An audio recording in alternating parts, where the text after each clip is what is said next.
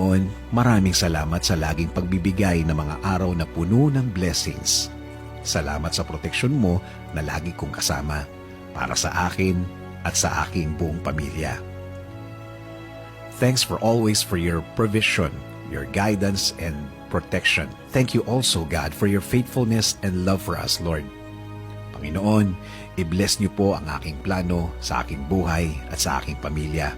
Alam ko po na lagi niyo akong pinoproteksyonan kasama ng aking mga pangarap. Panginoon, hindi po ako isang perpektong tao at alam ko po na hindi rin perpekto ang aking plano. Pero kayo na po ang bahalang mag-ayos ng mga mangyayari. Dahil naniniwala pa rin ako, Lord, na ikaw ang mas nakakaalam ng bukas. Alam ko po, Lord, na marami pa akong dadaanan para matupad ang aking plano sa aking buhay. Pero alam ko po na bibigyan niyo po ako at ang aking plano sa buhay ng tamang